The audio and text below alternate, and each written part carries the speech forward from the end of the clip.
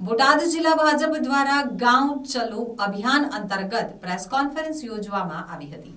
બોટાદ જિલ્લા ભાજપના પ્રમુખ મયુરભાઈ પટેલ દ્વારા આજે જિલ્લા ભાજપ કાર્યાલય ખાતે એક પ્રેસ કોન્ફરન્સનું આયોજન કરવામાં આવ્યું હતું, જેમાં આવનારી 10 તારીખથી ભાજપ પક્ષના ગાંવ ચલો અભિયાન અંતર્ગત આશરે 500 જેટલા બૂથ ઉપર ભાજપના કાર્યકરો હાજર રહેશે અને વડાપ્રધાન નરેન્દ્ર મોદી દ્વારા 10 વર્ષના કરેલા કામોની ચર્ચા કરશે। જે બાબતની આજ બોટાદ જિલ્લા ભાજપ કાર્યાલય ખાતે જિલ્લા પ્રમુખ મયુરભાઈ પટેલ દ્વારા પ્રેસ કોન્ફરન્સ યોજી જણાવવામાં આવ્યું હતું। આ પ્રેસ કોન્ફરન્સમાં બોટાદ જિલ્લા ભાજપના તમામ કાર્યકરો હાજર રહ્યા હતા।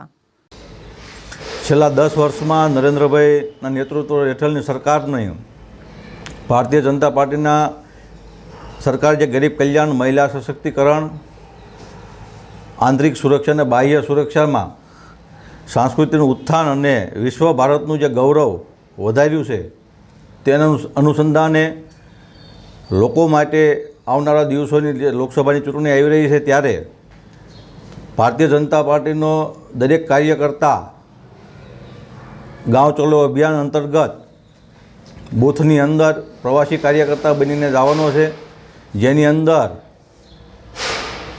ધારાસભ્ય, મુખ્ય હોદ્દેદારો, તમામ લોકો 24 કલાક દરેક બૂથની અંદર રહેવાના છે અને લોકોનું સમર્થન મેળવવા માટે જવાના છે। ત્યારે 10 તારીખે બોટાદ જિલ્લાના 575 બૂથની અંદર ભારતીય જનતા પાર્ટીનો દરેક કાર્યકર્તા બૂથની અંદર 24 કલાક રહે છે। પ્રવાસી કાર્યકરની કામગીરી શું રહેશે?